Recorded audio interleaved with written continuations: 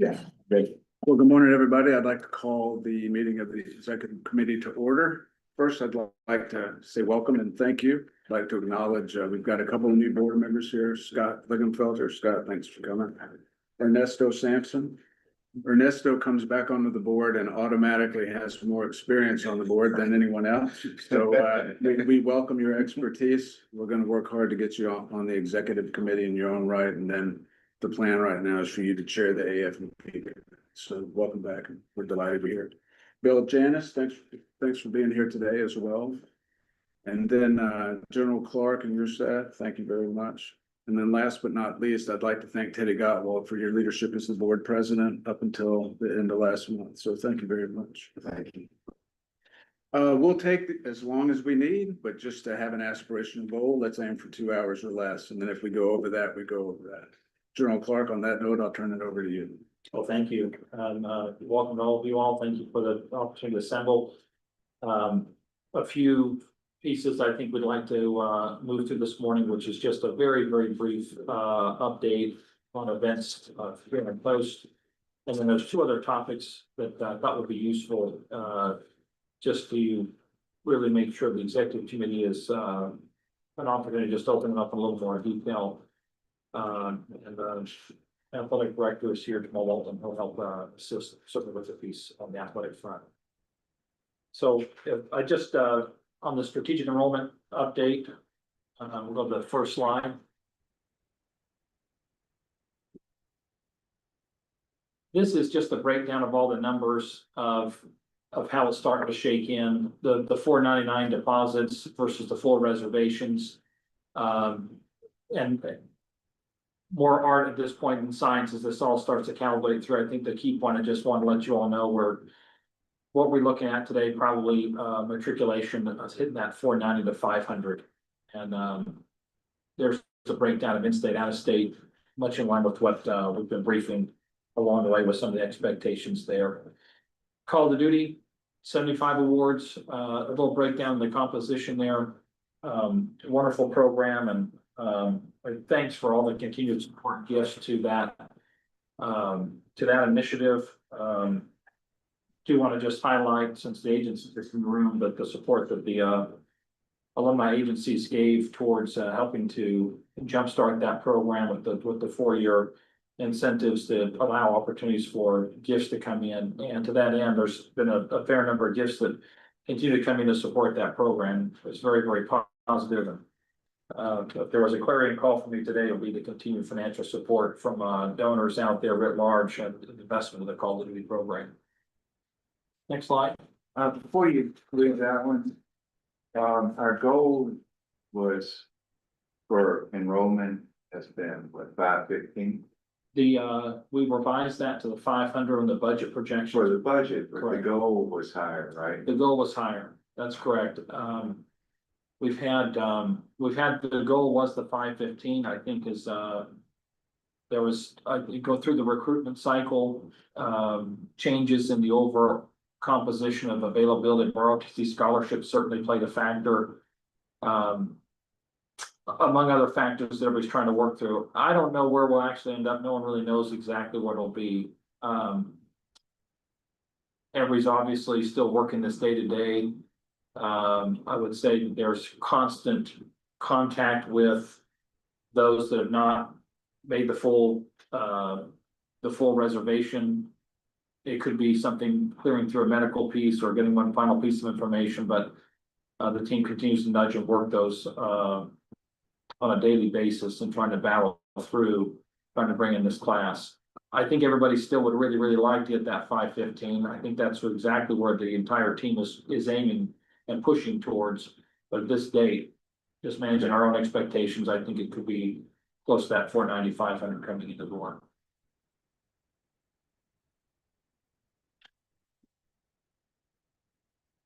This is just an update. Ms. Todd just asked a moment ago how summer's going, and this is just the activity of summer. We're in summer session 2 in the summer transition program. And you just see just some breakdown there. The class of 2028, those are your thirds. The 2026 is your first, and you got some other 5th year in there. But just so the breakdown, who came who came to the summer sessions, a breakdown of athletes and non-athletes, and then on the right-hand side, they give you a breakdown of the types of, the composition of the cadets that came in for summer transition program. There's been a number of little, activities of while SDP is underway. The chaplain hosted a dinner, midweek. The Mareshis, General Mrs. Mareshi hosted a dinner Sunday evening, just opportunities to continue to get them closer together. And if I would sort of characterize just the opportunity that I've been with them and spending an evening with them, they're what you expect them to be. They're bright, they're energetic, they're proud. They're already starting to trying to figure out how this is all gonna work, and all the, not to be too lighthearted, but all the cadets from New Jersey have found each other, and all the mechanical engineers have found each other. So, all right. So, as I walked around the room, I thought, okay, they're starting to figure this out a little bit. So that was a lot of fun. Next slide. This update on the summer construction. I think if you look at the post today, it is wide open. A lot of construction taking place. I just highlight here the Crozet Hall, the dish room, the scullery, and the freezer, the barber shop. You can see progress photos. These photos are as of late last week. The barracks windows project with the scaffolding that's in front of the new barracks right now. That project, as you all know, will continue and ongoing through the academic year, but we'll shift the back sides of the barracks during the academic year and have plans to swing the cadets in and out of rooms through those various phases. The new barracks courtyard, the post-wide safety security. I would just highlight verbally, you've got the cadet safety security, the final details on the Nichols engineering project, final drawings and workings on the Moody Hall project, the video boards in Cameron Hall, the Kilburn Hall range, Cock Hall, Memorial Hall water infiltration, repaving of Anderson Drive, or Saunders Drive rather, replacement upgrades, the hydrotherapy room, the game day locker rooms, some roofs on some of the housing, just a number of activities are taking place.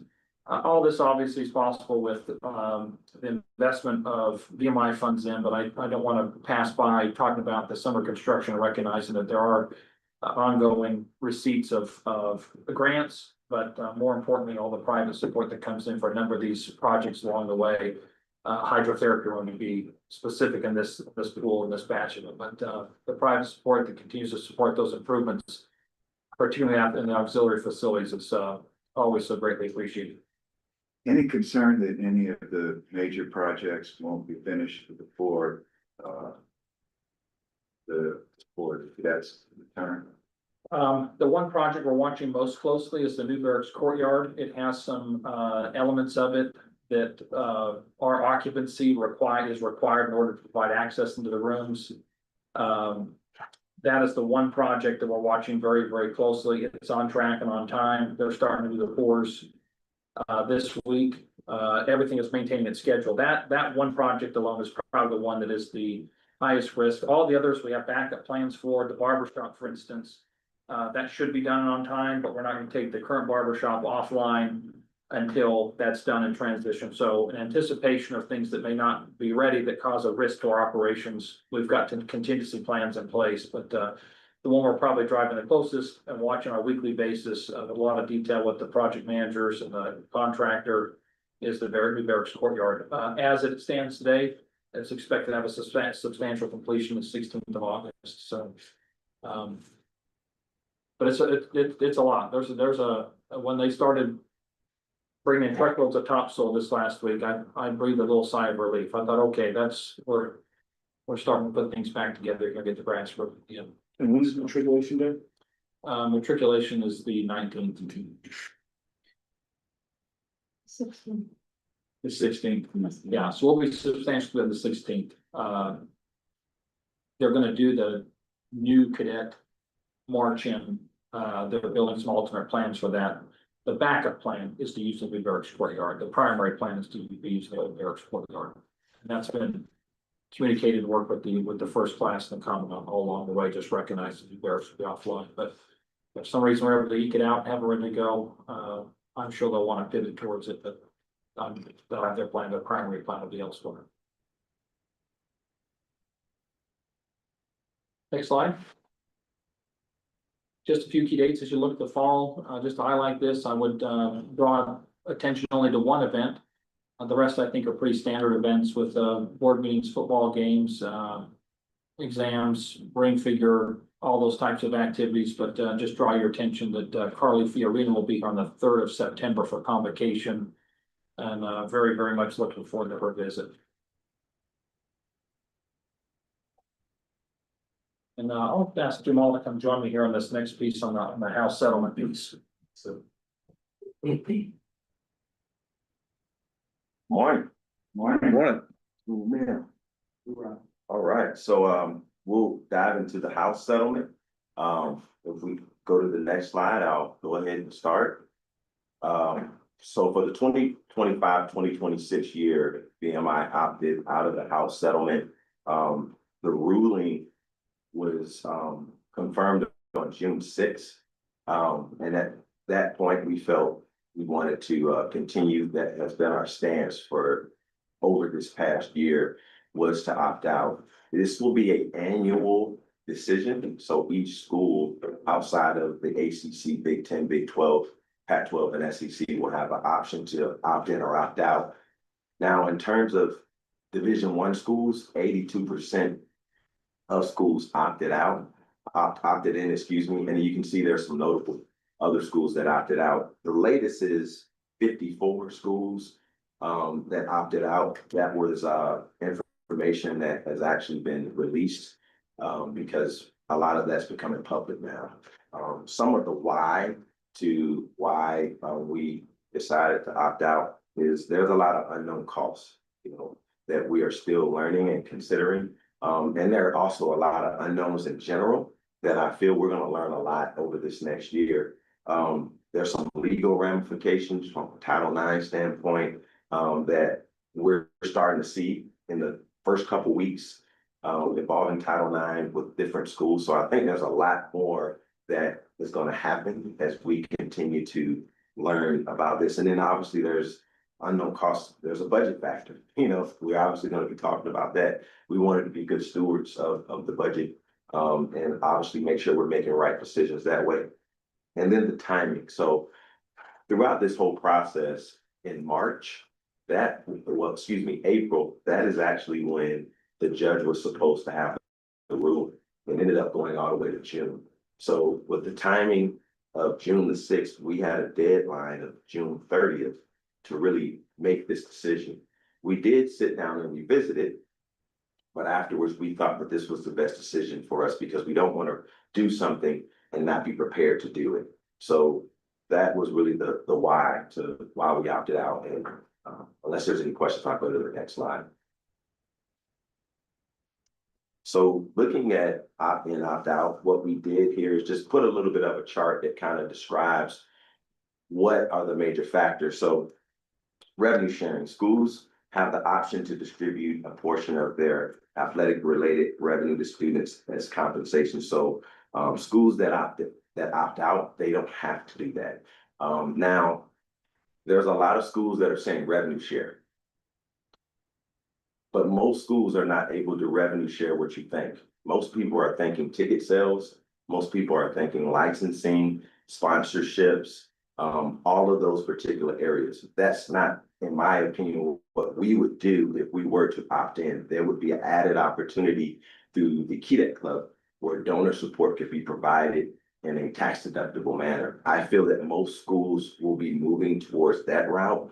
There's only a small amount of schools that I feel at the Power 4, Power 5 level that would be able to actually revenue share. But again, these are just the facts in terms of what they are. Now, roster limits. There is no, that will be a status quo in terms of opting out. Nothing would change from a roster limit. But from opting in, there would be a reduction to meet the new roster limits for your sports in particular. So that is something that we would need to be mindful of from an enrollment, standpoint.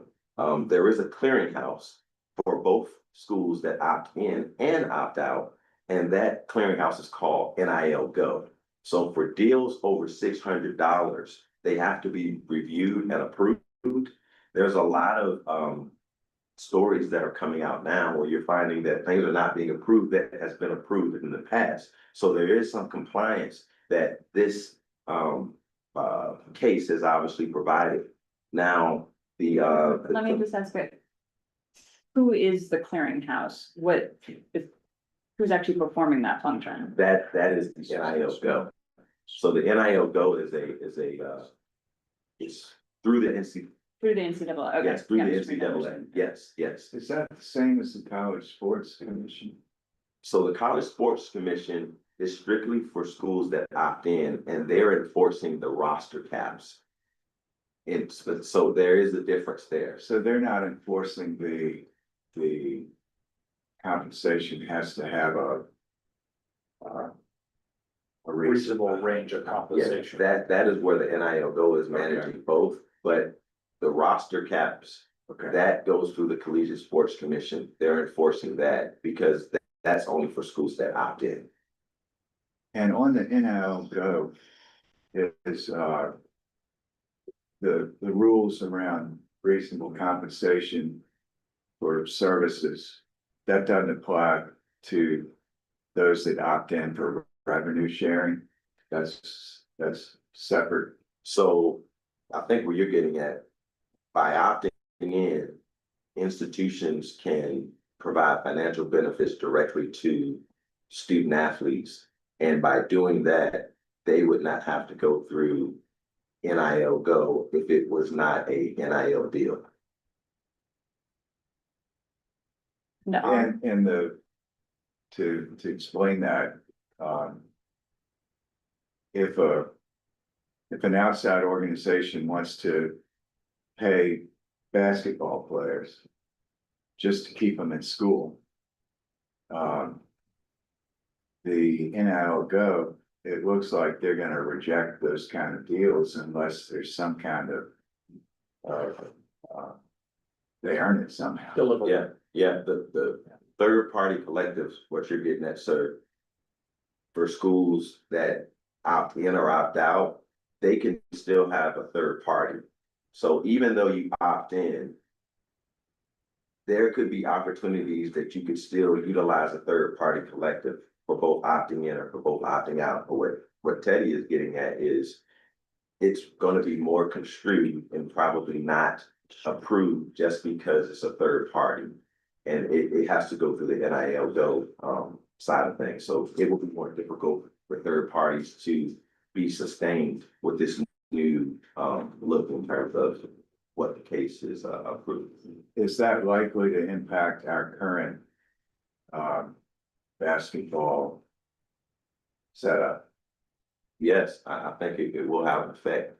The sustainability of it for sure will have an effect on basketball.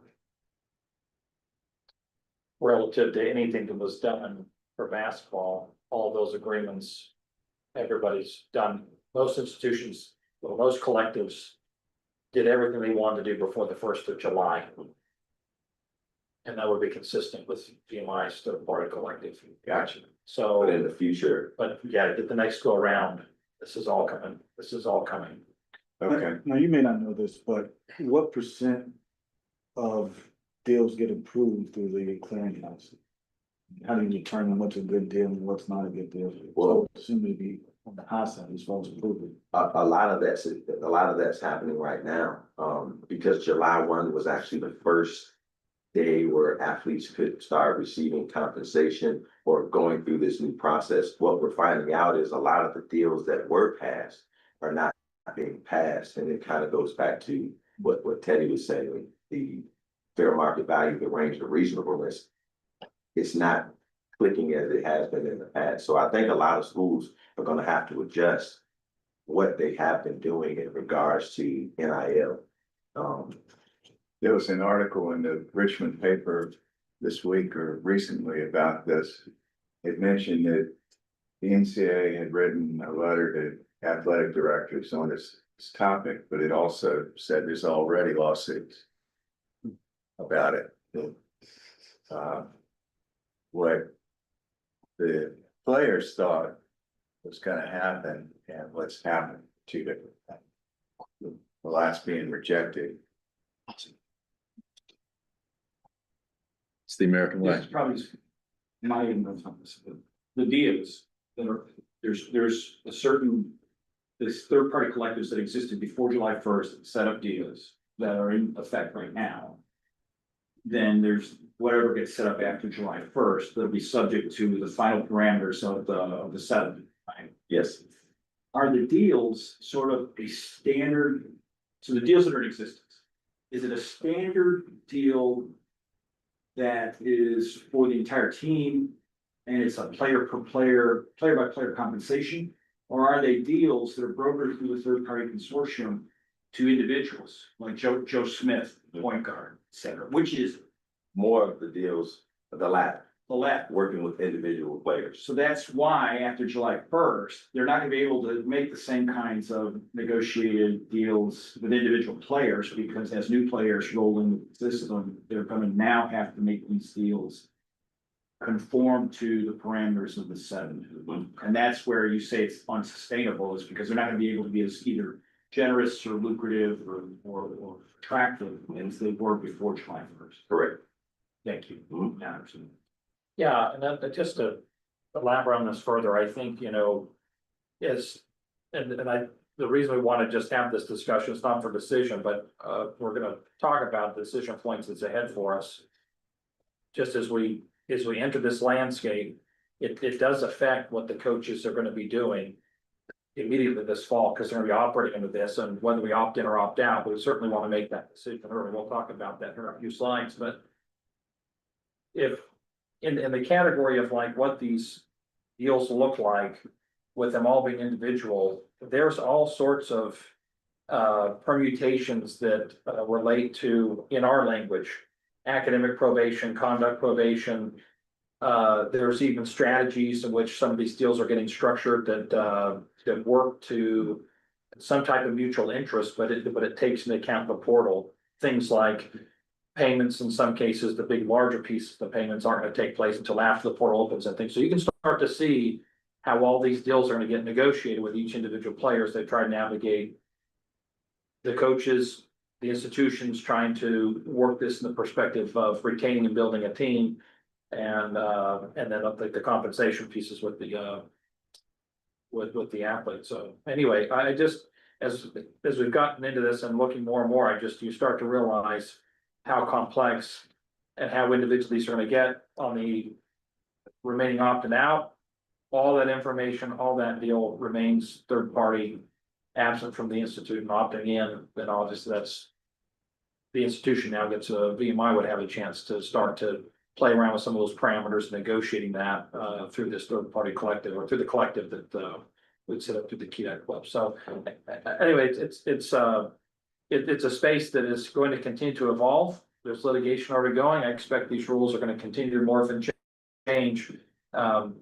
We just want to map out, as Jamal mentioned, we want to map out a pathway forward that gives us a sustainable way forward. But it's going to be there'll be something I expect different by December, but I think we've got to at least go with the information we have and give us a path. Daily Jello till I assume there's a lot of big ideas and rumors and misinformation floating around in the world of the cadet athletes and student athletes. What are you all? How are you educating the cadet athletes about the things that are relevant to them and what this looks like from the point of view of our cadets?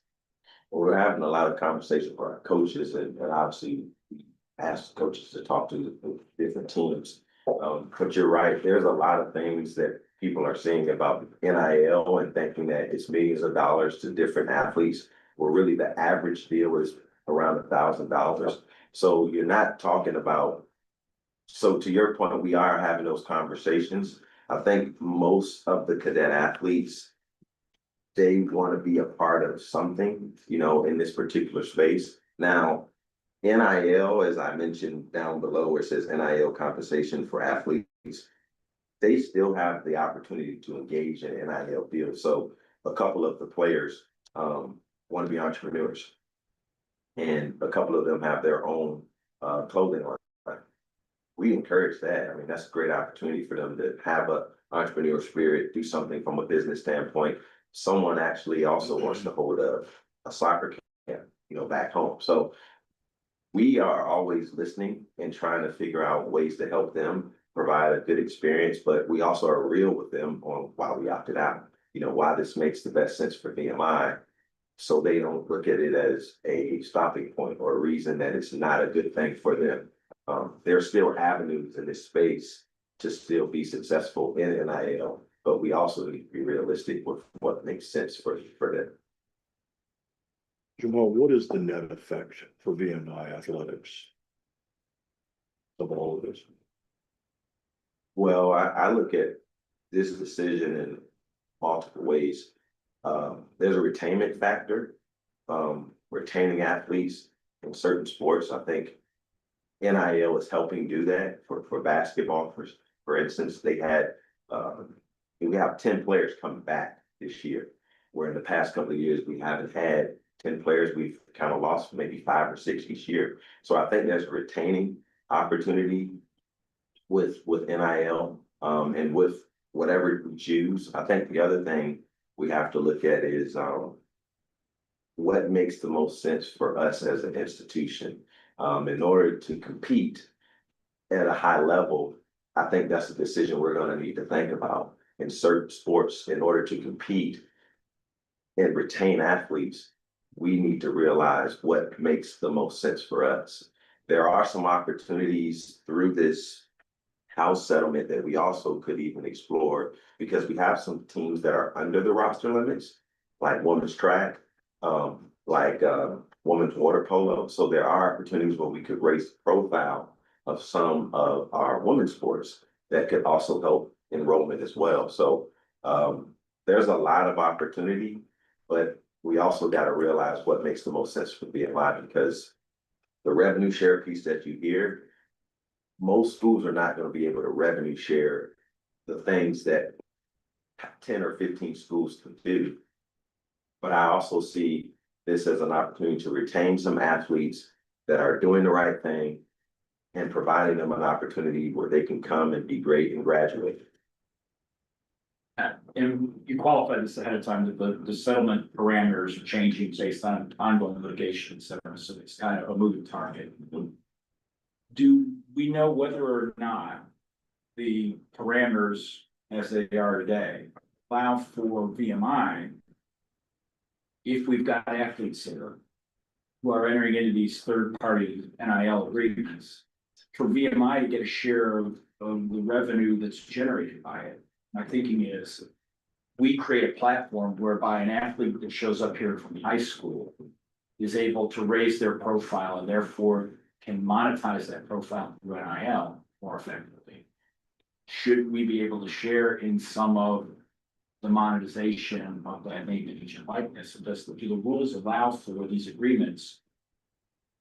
I don't know what the answer is. It seems to be opting out maybe allows us more latitude to have those kinds of revenue sharing with the actual athlete in the school versus opting in.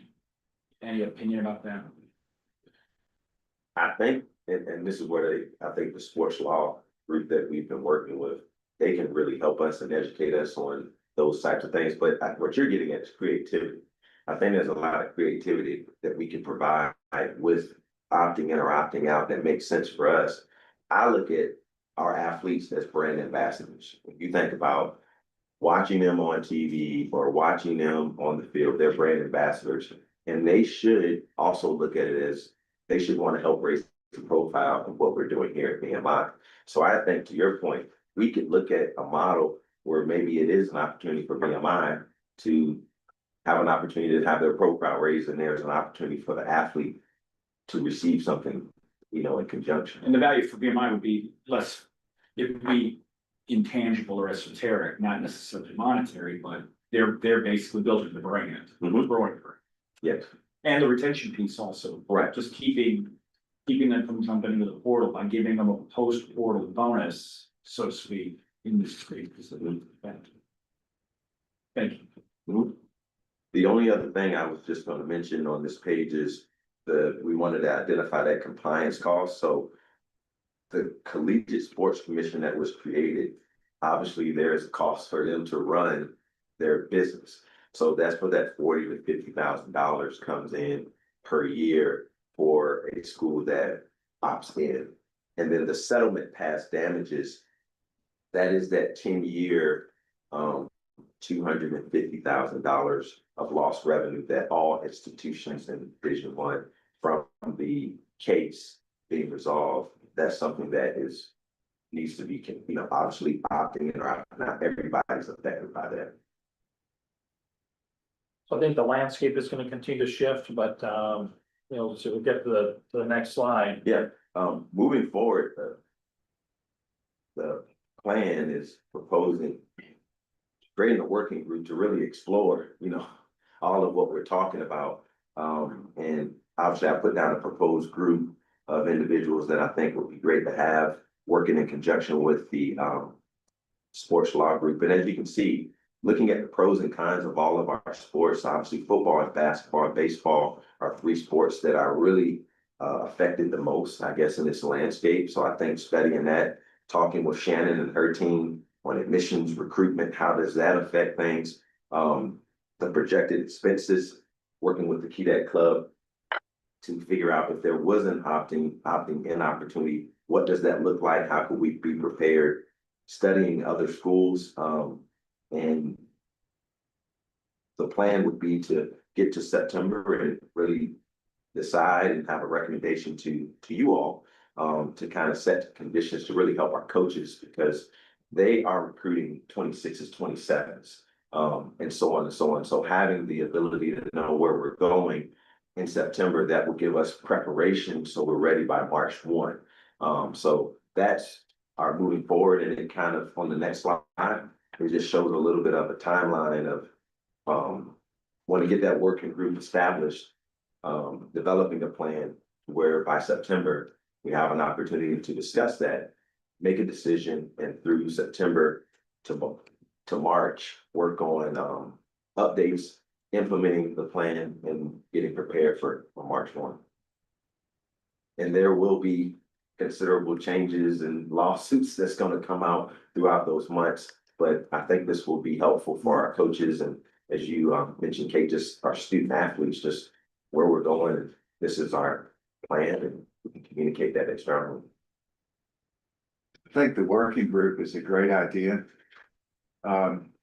If you're looking specifically at pros and cons for football, basketball, and baseball, it'd be great if you could also recruit some of our senior successful alumni from each of those sports to participate and weigh in. We need their opinions, and we need them to understand and help communicate whatever decisions are made. What decision will the board take or consider in September? What is the fundamental decision? Whether we're opting in or opting out, and that would be a decision we would obviously confirm on March 1st, 2026. So the urgency of that timeline, just to drive this point home, is if we were elected, if we arrived at the conclusion to opt in, then it sets in place roster limits. We estimate that to be somewhere between 50 to 70 fewer cadet athletes that were recruited in the athletic department that are going to shift over to strategic enrollment management, among all the considerations. That is a consideration on our side on working the recruitment. But what that means for the coaches is the football coach knows, okay, I'm recruiting up to this number. Is it 105 for football? Yep. 105 if we opt in. If we opt out, then the football coach is going to recruit up to 125. So Just being set up for success to know what, if it's a new roster limit, what that roster limit needs to be, is why September gives us a lot of time for them to be prepared to set their rosters for the next year. So now recruiting, they know what they're recruiting a number for. Correspondingly, admissions knows what number they're recruiting for. So that's why we want to get this decision studied, evaluated, bring forward the discussion, and get some direction for September. I saw that the compliance costs on the prior slide was really about what we would have to contribute to the central kitty, right, to cover the NCAA components that are doing compliance, but do you have a sense of what the setup and maintenance is on our side of the equation if we opt in to whatever compliance elements need to come in from our side? All of each studied. I Okay, don't know that we have any range of numbers we want to offer. The only thing I will add to that, when we spoke with the sports law group, they did obviously mention from a staffing standpoint, there will be more work, there will be more paper and obviously processes that they're gonna have to, we Right. would have to work on as well. yeah, I think The that, corresponding effect to the agencies as well. Sorry. yeah, no, I mean, the other, I do think it might be useful to hear from the sports law group, depending on what the recommendation comes out in September, because I continue to have questions about exactly when we as an institution are inserting into some of these contractual arrangements, what liability comes back on the institute. And I don't think I have any idea of that yet, but I imagine they've been looking at that a lot. And so I think we'll probably have a lot of questions that are gonna head into the legal territory. For September. sure.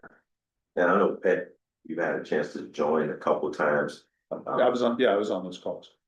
But I think having even you or others within the room a part of those conversations, I think it would be really good just to kind of ask and understand, so. Yeah, makes sense. or maybe closed session, I don't know, I but some think way that's a to great idea. get just a little bit of that background knowledge of more of the implications for the institute. Can I ask David if he has any comments on this, particularly on the path forward? Now, again, I think our law group has already reviewed some of them, at times, your point, they took the ones, they actually reviewed the current NIRBs and they modified them. Mhm. And they said, we'll make them, lawyers are, we're gonna make them easier, 8 pages was 12, but anyway, that's how it goes. They did find a few mistakes, so this group, I think would be very beneficial to anybody who's asking these questions. All right. So no decision, just like I wanted to just, my purpose in getting this in front of you all is just to recognize this is, I think this is an area that's gonna require a heavy lift through the fall and then, some real determination on some direction, and we'll get smarter, all of us get more comfortable. There's probably some intermeetings along the way between now and September, so we all feel comfortable about where we're going. And we're comfortable with our recommendation, so. Well, I'd like to thank you all for that. I do think that, we would like to share with you our commitment that between the administration and the board, both the athletic committee and then the executive committee and the full board, that we need to be well informed to make good decisions, and we'll work with you towards that end. So. Yeah, and if that means all we do is meet in September to kind of hear and then make a decision, that's gonna be kind of tough. Probably not very practical. I think there's a lot of discussions that have to happen, iterations into trying to understand these considerations. Totally agree. And we anticipate that level of effort and engagement internally as well as with the board, so that we're all walking along. Because I think there's so many second order effects that everybody's going to want to evaluate. Some are worthy of consideration, some are probably lower risk and everybody can accept. But opting in and opting out, I've convinced myself some days opting in is the way to go. There's other days I've convinced myself opting out is the way to go. And largely depends what meeting I just walked out of. Like, oh, wow, I walked out of enrollment, man, we gotta opt out. Oh, I just walked out of athletics, man, let's opt in. So there's a lot of work to be done, I think, for us to really understand fully. Clear there's a huge component that with the agency side with Dave and Andrew Deal, the coordination with the Keetic Club Board of Governors as well. So there's those boards that have equal interest that I think we've got to collectively walk together with as well. Yeah. We absolutely agree. Make sure that all the stakeholders are involved and we all have the same interest in it. So. Okay. The next piece, just wanted to go through the athletic budget, give you all an update of where we are, and Kate can go to the first slide. The this is just the background at the May 2025 meeting. What was instituted was, we're phrasing it, this investment cap on athletics to have the fiscal 27 budget have no more than $500,000 of funds being put in to support athletics. And if that could be demonstrated, point two, then the amount of investment to cover fiscal year 26 would be $1 million. If, as outlined in provision 3, or, you know, other components, if we couldn't demonstrate that, then the request was, then you've got to move the budget down to $750,000 for fiscal year 26. So I wanted to show you all how we organize this and provide you a couple of options to look at. I'll go through these categorically. Just think about these as a 2/3, 1/3 model and a 1/3, 1/3, 1/3 model, as you saw in the read aheads. Next slide, please. Are you asking us to approve that this one? We'd like for you all to approve this morning. And I'll walk through that, and you all are comfortable with moving that direction. Thank you. So the objectives: develop a fiscal year 27 budget that reduces the investment cap to $500,000. Develop the 26 budget that reduces the investment cap to $1 million. Seek the approval of that, and then as part of that, give you the two options. Next slide. So, two budget criteria are required to be met, and I try and keep this as simple as possible going forward. The criterion 1 is to reduce the budget in fiscal year 27 from $657,000 to $500,000. Essentially, we're reducing $157,000 out of the fiscal year 27 budget. Correspondingly, in the fiscal 26 budget, it's currently budgeted 1.28. We need to carve out $282,000 to get that to $1 million. And so I'm going to show you how this two pathways forward to accomplish this end. Next slide. So as I mentioned, we've got the 2/3, 1/3 model. This is a combination of new athletic department generated revenues and other reductions that comprises 2/3 of the effort, and then the other 1/3 comes from new cadet club operational funding of $72,000 that meets those objectives as outlined.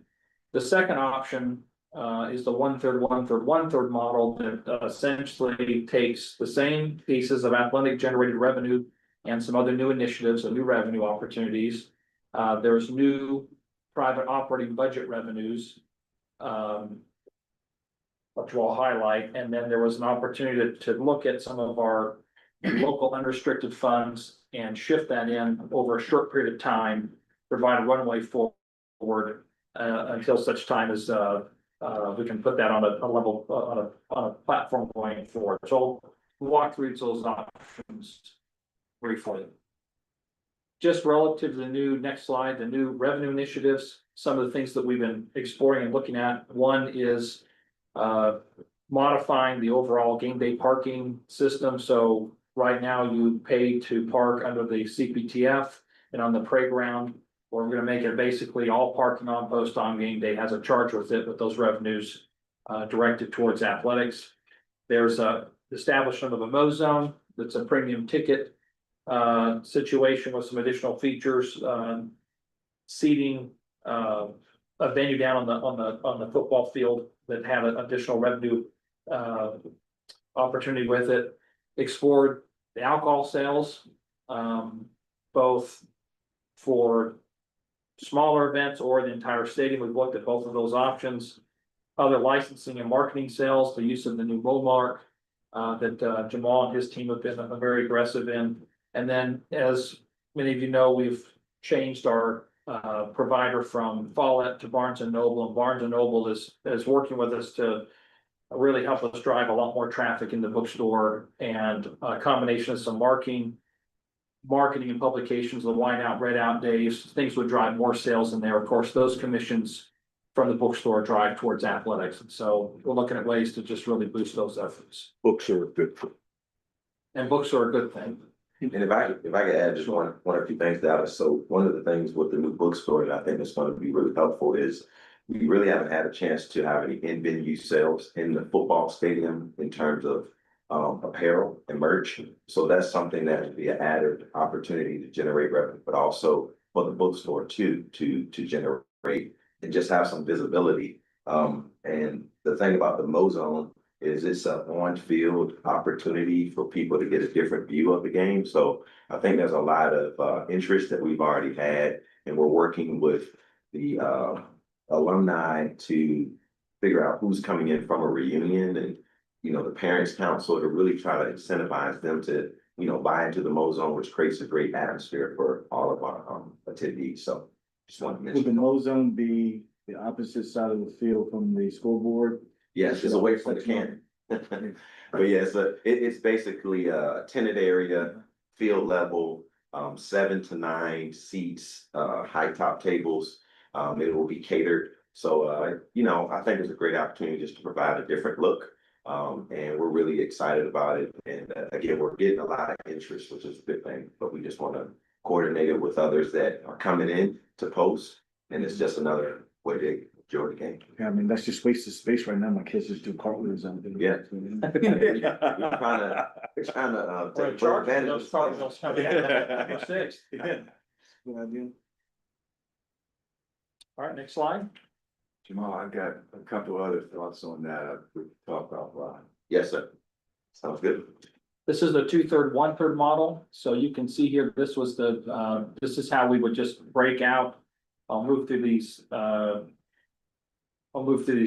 efficiently, but as you can see there in fiscal 26, we would add revenues of $69,000 through adding additional teams in the track invitational, additional sales and promotion activities and donations from the Key Club. There's a series of budget reductions, team budgets, administrative budget salaries, and not because it just works as a major recomputation, but the indirect cost piece come down. We see some savings in there.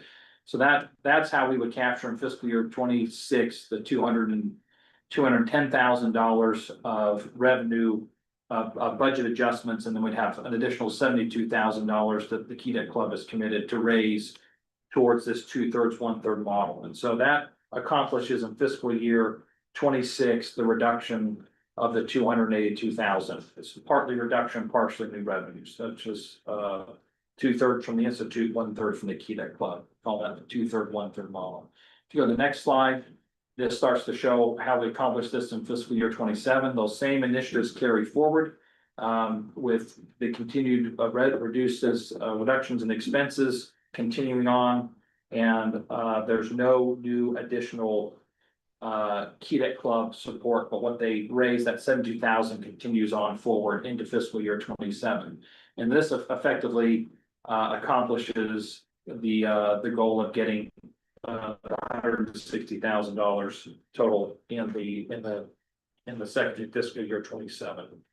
The goal is 157, showing the 160. So this model, the 2/3, 1/3 model, relies heavily on making budget adjustments and chasing after some of these other additional revenue opportunities, as well as support from the Key Club. That's the first model. Next slide, just to show some of the impacts or what comprises it. It's not uniformly, but essentially 1% operating cuts for teams, reductions in some of the support for sports information, some of the equipment and gear that was scheduled for a replacement. We would delay that. It wouldn't necessarily, if the equipment failed, it wouldn't cause a failure in our ability to broadcast games, but we would save some expenses there. There's reductions in some of the coaches in their contracts with how their memberships are structured with the country club. We would hold on to some vacancy savings and some specific positions we've already identified. There was an assistant water polo coach that was budgeted to bring on board. We would not fill that position. This is not eliminating strength and conditioning, but it's reducing some of the supplies, materials, and other pieces across their budget. Reductions in overall game day staffing, just in terms of tracking payroll expenses, eliminating a vacant position. And this last piece is already underway in option 1 or 2, not uniform in 100%, but many of the contracts have already been renegotiated with the coaches. So their bonus and compensation structures are based upon performance and not necessarily beholden to what may be taking place at the state initiates, which has been a subject of a lot of discussion. At the risk of, being accused of meddling, because we really haven't drawn a line of where the board's responsibility ends here. Water polo coach, assistant position. And my comments are based on my view of the budget, but also as a parent of two cadets that participated in Division I sports other than football and basketball, the so-called non-revenue sports. When you look at the overall budgets, you know, in the non-revenue sports, we're talking 200,000, 250 for a sport. Small dollars compared with the big sports. And when you look at where we really can be competitive, or where it's hardest to be competitive, you know, football and basketball, it's the toughest for VMI to be competitive, right? When you look at a sport like water polo, we've had some good seasons there. And talking about something to get excited about, right? Something that helps recruiting females. Taking away an assistant coach in a sport like that is devastating on the ability to compete.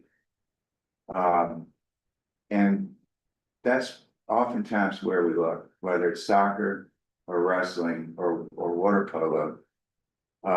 That's where we ought to be putting our money to be competitive and get the return with the marketing bang too. Don't make, I mean, you take an assistant water polo coach out, and percentage wise, that's a huge part of that budget, you know, versus football with 10 coaches. So please keep that in mind. Sure. The reason this was identified is because it was a new position that had been filled. Yeah, I get that. So that's why that one got drawn up as a very easy one to grab, because there wasn't a current person in that position, but the point is well taken. And the only thing I'll say is, we were just very thoughtful of, like, we're operating like this is what we're doing. That was cold at once, so we just wanted to make sure we are really putting down how it does affect the department. But I agree with you. Danielle Montenegro had her best year this year. She's been our head coach, assistant coach, whatever you want to call it, all things since she's had the job. And I agree, having an assistant coach for her is only going to help. She hasn't had a lot of depth. I think last year she only had one young lady on the bench. Now we have 5. So the growth of the program is going in the right direction. And I agree, having an assistant coach is important. And obviously it's the only position that doesn't have, only program that doesn't have an assistant coach. So I agree with you, the importance of that. Get an assistant coach, win some games, and that'll pay off and recruit. Right. And I guess that the only point I would make, regardless of merits of what Teddy said, with which I agree, but absent an unforecasted revenue upswing, what we're really saying here is if we follow through on this, water polo isn't getting an assistant coach for at least 2 years. That's the implication of these slides. So that's, when we look at these things, it's not just this year, it's the knock-on effect. And then, you know, to Teddy's point, are we postponing success? And I think that's just something that has to be factored into the balance. Sure. So this course of action 1, this is what we're currently operating on. This made the necessary reductions, the cuts, holding off on pieces, and this is beginning July 1. this is what we began operating with. I'd like to show you the course of action 2, which provides another framework. The 1/3, 1/3, 1/3 model that has a little bit of a runway, and there may be some advantages and disadvantages, and let you all see that. Next slide. So this is this model, same numbers. We're trying to capture the 282 and the 157 and 26 and 27. And what we would do in this model is we would continue to secure those additional revenue and savings. Mark that roughly the $100,000, 1/3 of it. We would, rather than having 73,000 from the Key Club, 72,000, we'd raise 100,000 from the Key Club. And then there would be 1/3 that we would utilize from the VMI Alumni Agencies Board. And I'll show you in the next slide how that all works. So so the one-time funds are derived from us taking $100,000 from our local unrestricted contingency funds. That's currently budgeted 800,000. We draw that down to 700,000, and we would plus up the VMI board from 400,000 to 500,000. And then we would make that distribution through the VMI board of those funds into athletics of $100,000. So what this provides is a 2-year commitment to reduce local unrestricted contingency funds by $100,000 in each of the 2 years. Place that towards the athletic budget, and that allows for a 2-year runway to continue to raise private support for the operational costs in athletics. So rather than working, well, let's just go to the next slide. This, just if I could summarize it this way, at the very bottom there, I think the course of action 1 to 2/3, 1/3 model, if we just highlight, just showing all the reductions, it basically is a budget conservation strategy. It emphasizes immediate reductions, modest revenue growth, and to stabilize the current operations. It's a high reliance on cost containment and limits near-term program capacity. The 1/3, 1/3 model, just reading off the summary at the bottom, seeks to temporarily increase private support, allowing the Key Club to grow operational funding over 2 years while we continue to maintain strict budget discipline, and positions the program for growth and forward momentum. So I believe that the best way forward, because we get a little more latitude, a little more flexibility, rather than just working off these pure reductions, is moving towards the 1/3, 1/3 model, taking some of these unrestricted funds in our contingencies and moving them into athletic for a 2-year period of time. One component of this in the next slide is having the Key Club Board of Governors agree to the provision to begin raising more funds towards operational spending. They have a meeting on the 6th of June. We presented talking about this commitment that we would need to raise more operational funding in a long-term perspective towards supporting athletics. That's not walking away from raising money for scholarships, but there's gonna be some gives and some takes along the way, I'm sure. But the Key Club Board of Governors adopted that resolution, agreed to pivot their fundraising strategy to begin including operational support. And then, our piece here is for the board highlighting here in September. If the committee didn't feel comfortable with it today, but it certainly will allow us to, if we're able to make the decision today from the executive committee, which I recommend, we can already begin now to start to adjust these budgets as we go into the fall.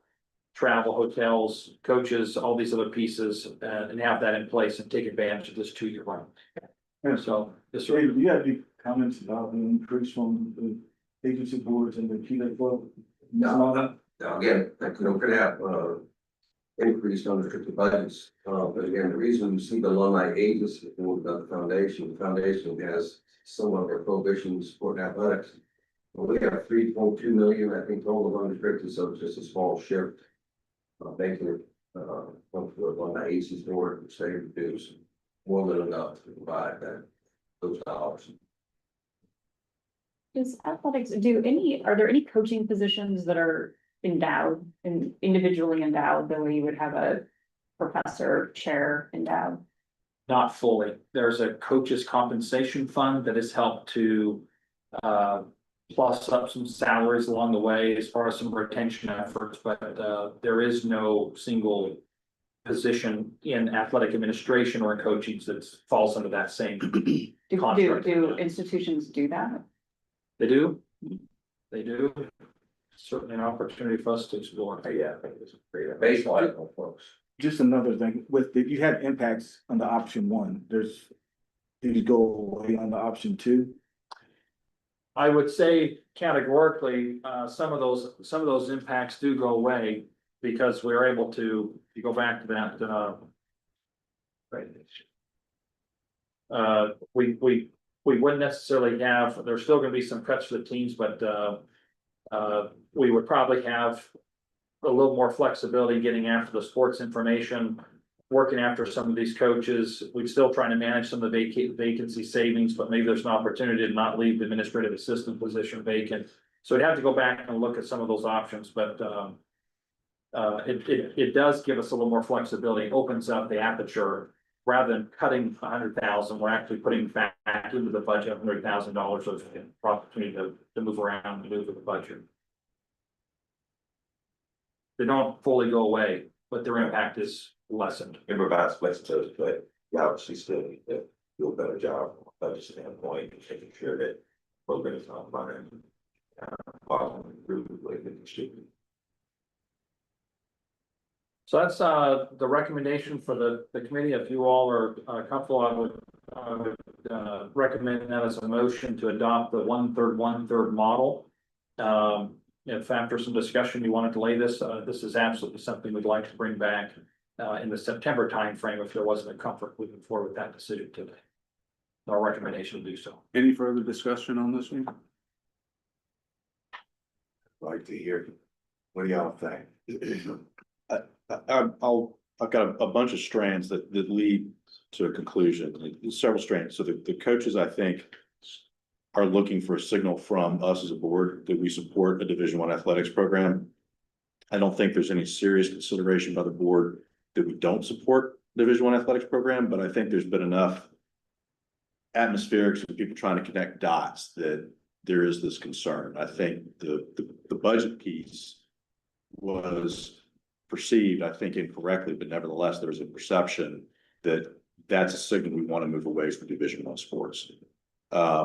And so we've all said the exact right things about budget and execution discipline, which I fully agree. I think the question is, how do we implement it? 1/3, 2/3, or 1/3, 1/3, 1/3?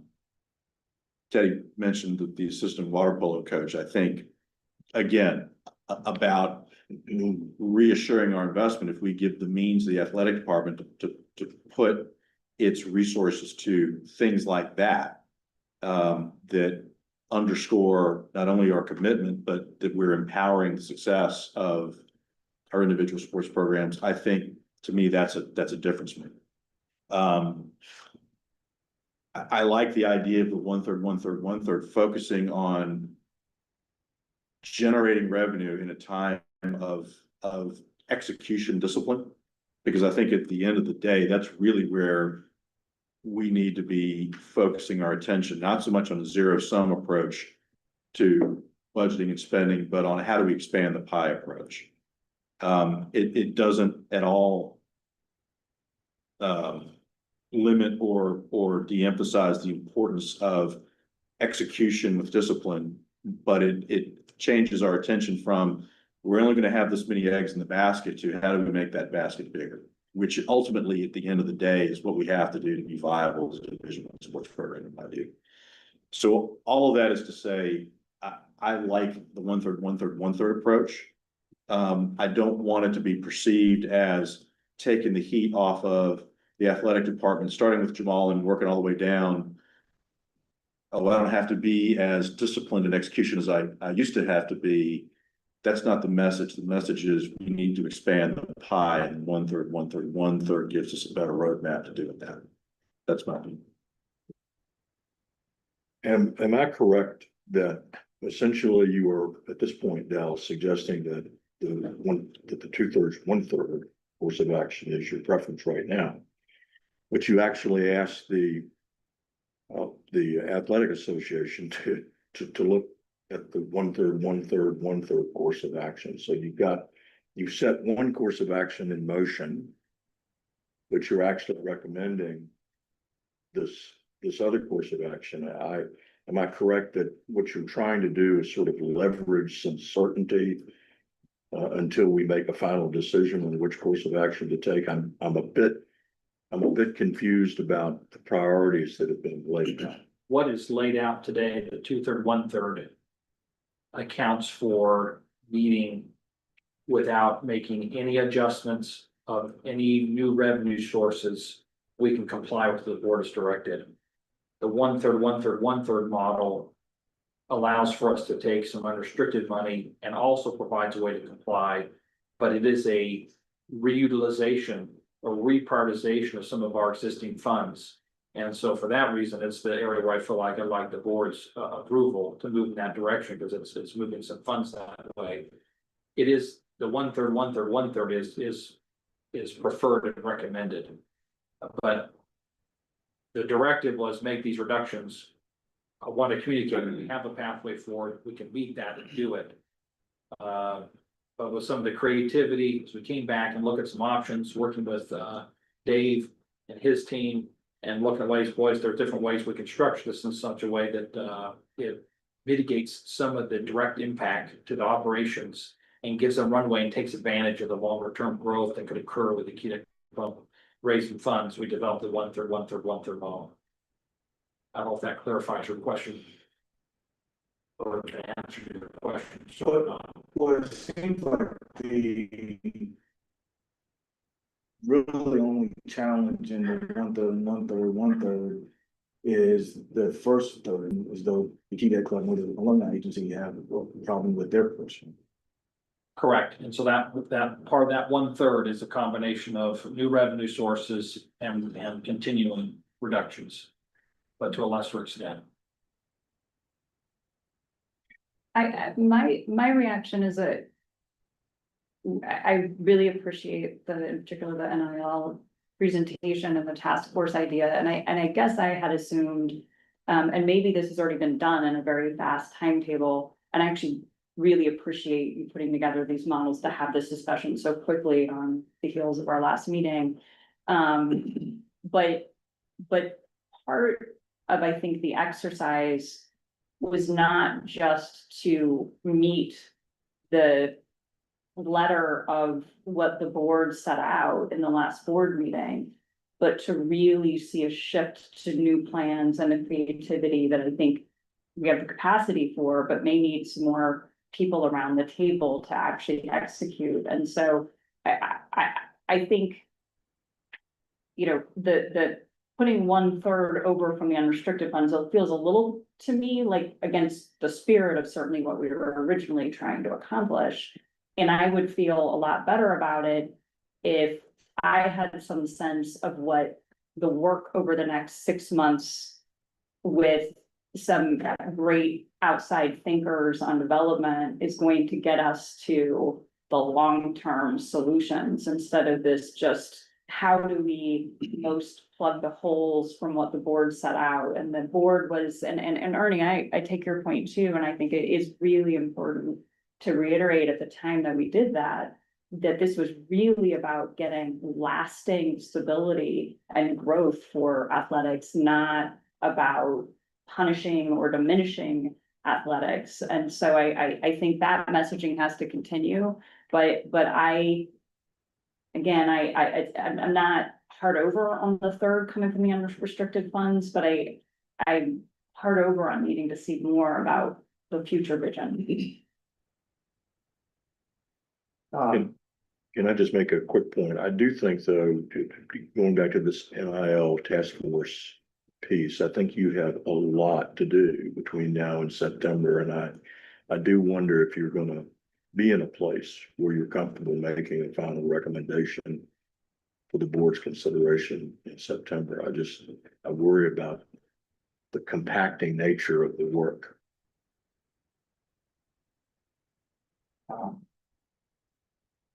Ernie, I'm glad you raised the issue on our intent here. Just to remind everyone, including our new board members, the athletics budget went from essentially break even to $1 million deficit in the course of 1 year, catching the board by surprise. The board asked the administration to address it. We said it's not sustainable. It can't stay that high. And for 3 budget cycles, we were ignored. And it stayed at $1 million and was projected to be close to $1.3 million the coming year. That's why we took this action. And I'm delighted at the response that clearly y'all have the message that we can't keep spending at this deficit level. It's unsustainable. And also that you're taking ownership of the issue. I'm very comfortable with what y'all are talking about because of that. It's clear that you understand that we have a problem that the administration needs to fix with help. I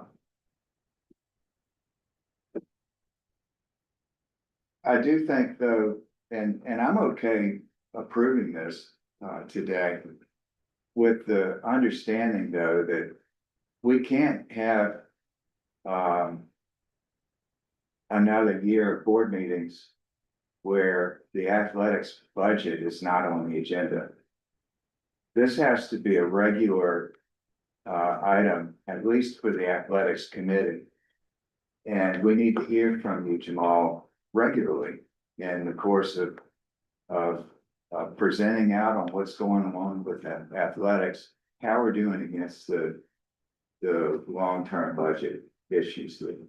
So if you'll commit to that, I'm perfectly fine with proceeding here. I would include in that your strategic plan for athletics, which you and I talked about. Yes, sir. And I was gonna comment on that too, Jamie. All righty. Because that's why we made this adjustment on the budget. But the biggest issue in my mind that VMI Athletics is facing is not whether we opt in or opt out or what we do with NIL. It's in, the NCAA Division I picture has changed dramatically with the portal and with NIL. And at the same time, that athlete, non-athlete divide in the core that is always there to some extent has been allowed to widen dramatically through a watering down of the demerit system, in my opinion, a lack of accountability on the part of some of the coaches, to the point where we have cadet athletes that are thumbing their nose at the core and just not being cadets first. So in my mind, the biggest issue we're facing, and that Jamal, we need to hear from you about, is it possible in today's environment, NCAA environment, with having to pay players, is it possible for us to be competitive and have all athletes be cadets first, athletes second? It's an open question to me, separate from the budget. And I really think, we can't just accept that things are going to continue to change and we have to go with the status quo. We need to question everything. Good comment. I are along all those lines. Well, I'll say, you definitely have my word as far as regularly being committed to just talking and doing whatever we can to provide better updates regarding the budget. we're excited about creating our athletic operations plan for multiple reasons. We want to cast a vision of where we want to go as an athletic department under the VMI's vision and strategic plan. I think it also comes back to the Institute making this investment into athletics. We want to make sure we make you all feel good by also making sure that our coaches and our athletes know the importance of that. And I think that's what we want to reciprocate that, as I said before, they're brand ambassadors, you know, when they're representing BMI. And I feel we can get there. Is it gonna be easy? No, but I'm willing to make that a big point, you know, for our athletic department as well as our coaches, like, and our student athletes. And I will say, obviously, we have some cadet athletes that are doing some things the right way. But at the end of the day, we need to do our best to make more of that a majority. You know, we can always do well on not just one leg of the stool, but all legs of the stool. And I think that's what everybody wants for all cadets in general. So I'm excited about that opportunity because, I mean, I love VMI. I want to see it being represented well.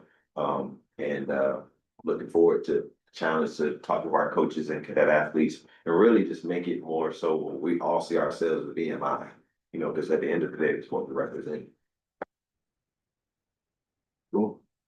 Well, we are the whole damn team. That's right. We want to be helpful without being oppressively helpful. Yes, Let us know how we can help. We're committed to that. I Yes, think that there's already some things ongoing and there's some offers from some very successful senior alumni that were very superb athletes back in the day that are willing to help. So just let us know. Any more discussion on this one? Dave's got. Yes, Dave. Okay, thank you very much. The key that I've got, that was the 1/3, 1/3, 1/3 on that 06, and they kind of endorsed that, they got that. I also would highly recommend, I was very fortunate to work on a athletic committee with actually, Scott was that, and that was a funding committee.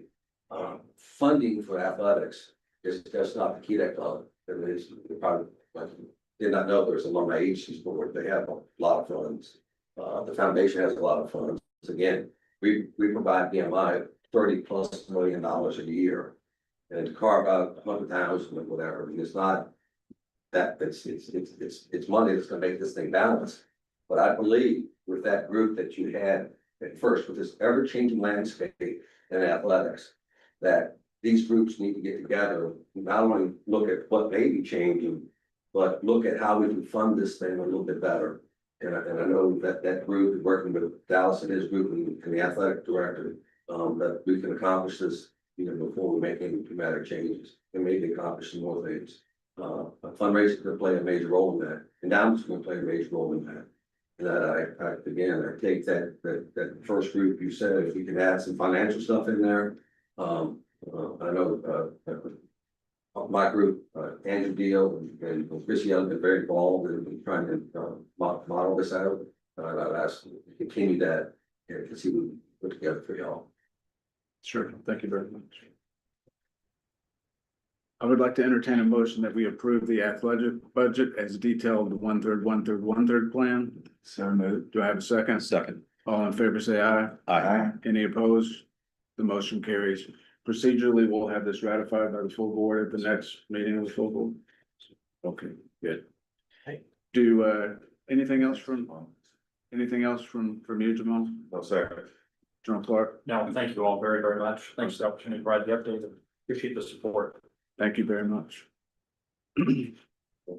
Yes, I wanted to take Yeah, no, just me a too. second, and I know that we've all seen this, but there's 10 bullets and 2 sentences that I would like to reiterate for everybody.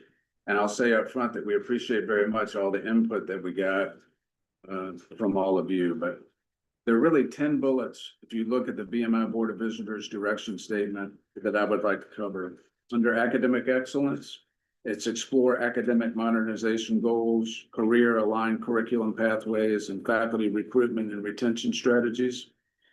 Continue to implement enrollment strategy, develop targeted cadet recruitment strategies, improve applicant quality, expand geographic outreach, and work to make VMI more affordable in state now. Prepare for and meet and or exceed all standards of SAC COC accreditation, including the implementation of our quality enhancement plan. Under core military excellence, elevate the standards of discipline and self-governance within the Corps, promoting cadet accountability, professionalism, fitness, and pride in appearance and conduct on and off post. Apply the standards equally to all cadets. Give cadets the tough challenge they want and promote don't do ordinary. Ensure that VMI's accountability systems, including discipline and conduct policies, are appropriately rigorous, 24/7, consistently enforced, fair, and aligned with institutional values. And then under athletic excellence, strengthen athletic competitiveness while maintaining full integration of cadet athletes into core life and responsibilities. Address the recurring athletes' budget deficit by developing a sustainable financial plan, and evaluate the role and viability of competitive Division I participation and conference affiliation in today's changing environment, the environment that includes NIL, transfer portal, et cetera, and its alignment with VMI's mission and resources.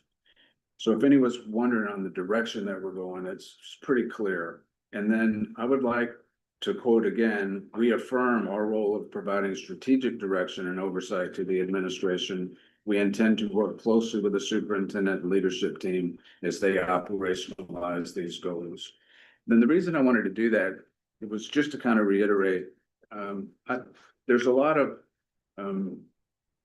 opinions and talk and a little bit of math out there on what it is that we're trying to do. And I think this succinctly, with all of your input, gives us a azimuth or a direction in which we're moving on, which is really to just move towards excellence in our core values. So would anybody like to add anything to that?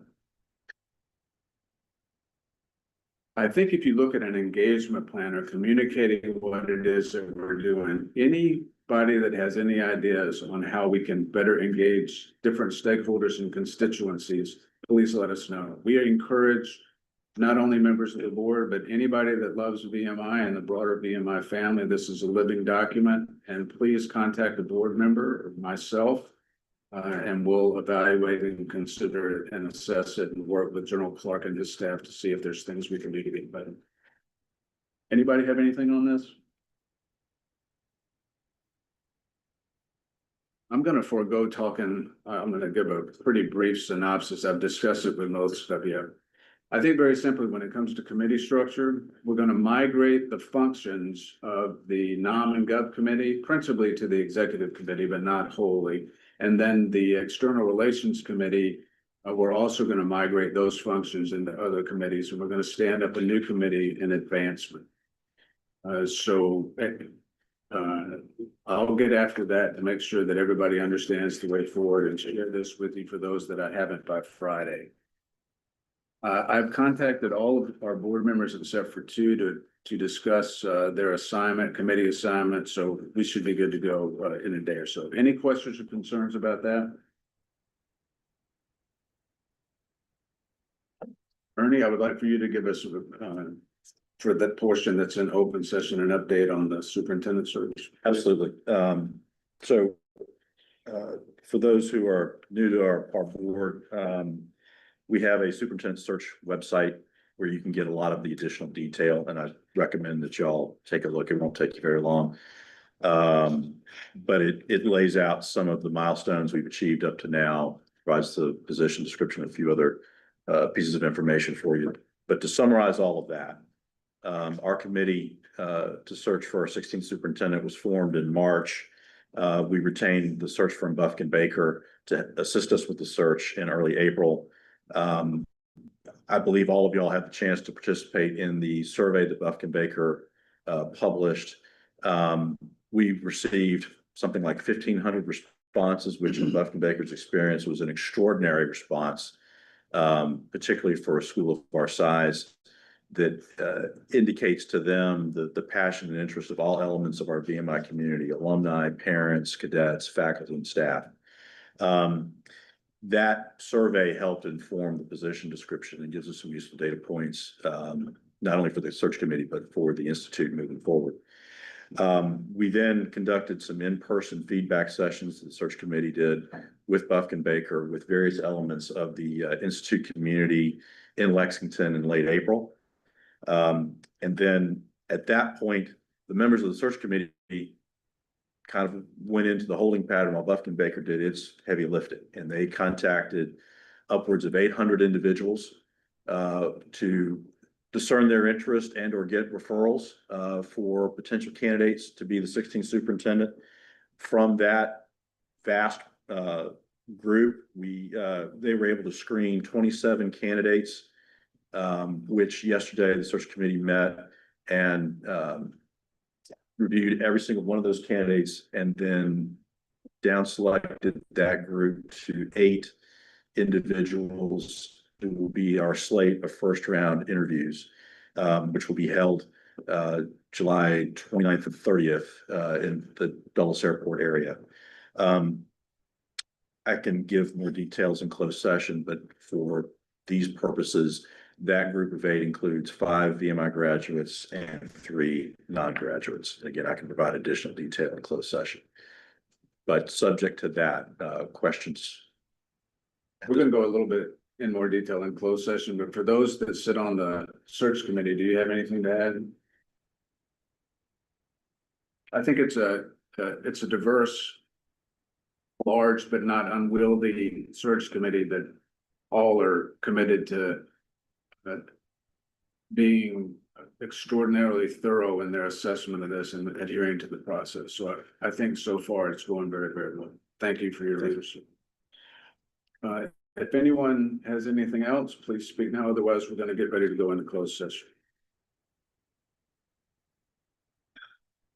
At this time, 10:55, I entertain a motion that the executive committee go into a closed meeting to discuss matters related to the employment, assignment, appointment, or performance of specific public officers, appointees, or employees of the public body, and evaluation of performance of departments or schools, public institutions of higher education pursuant to VA Code Section 2.2-3711. A1 relating to the evaluation of the superintendent's performance and discussion of individual personnel matters. Consultation with legal counsel regarding specific legal matters requiring the provision of legal advice by such counsel pursuant to VA Code Section 2.2-3711 A7 pertaining to actual or probable litigation of the institute.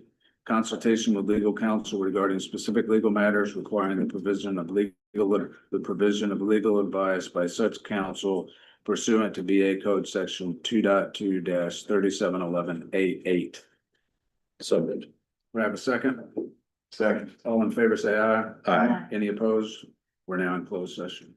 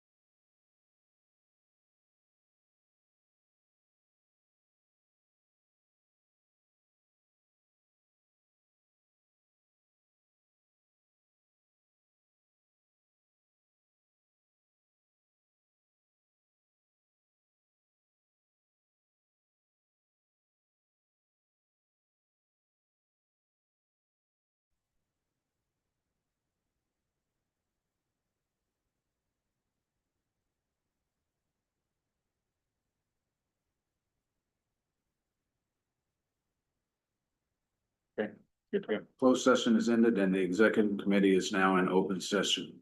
It is now 12 o'clock.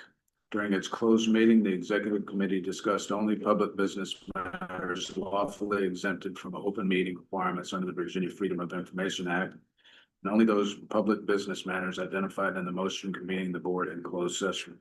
I ask for a motion to certify the closed meeting. So moved. Second, Second. all in favor, say aye. Aye. Take a roll call vote. Mr. Edgar. Aye. Mr. Gottwald. Aye. Mrs. Todd. Aye. Mr. Inman. Aye. Mr. Sampson. Aye. Mr. Lingenfelter. Aye. Session is certified. I'd like to entertain a motion that relates to the executive committee to move Ms. Todd from vice president to fulfill the position that's now vacant of non-alumni at large. And that we bring Ernesto Sampson onto the executive committee to fill the third vice president slot. So moved. Do I have a second? Second. All in favor, say aye. Aye. Any opposed? Thank you very much. Before we adjourn, does anyone have anything? Have we determined a meeting for August? Not yet, but Ernie and I will get it and get it to you soon. Have you finalized the newcomers red line? Yes, well, we're very close to setting Tuesday, August 19th as the new member orientation on post. And then just for everyone else's information, we received a statement from Chev yesterday encouraging all board members to attend the Chev orientation and board member training, which is to be November 11th and 12th. So new member training would be on the 11th. Evening of the 11th would be a reception at the governor's mansion for all members. And then on the 12th is training for board members. And this would be in September. This is November 11th and 12th November. and in Richmond.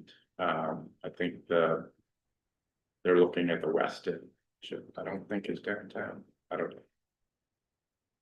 There's there's one downtown. Okay. We'll have more details on that, but just mark your calendars if you're available. Anyone have anything else? Thank you all very, very much. We stand adjourned. Thank you. Bill, can you send an email with all those dates?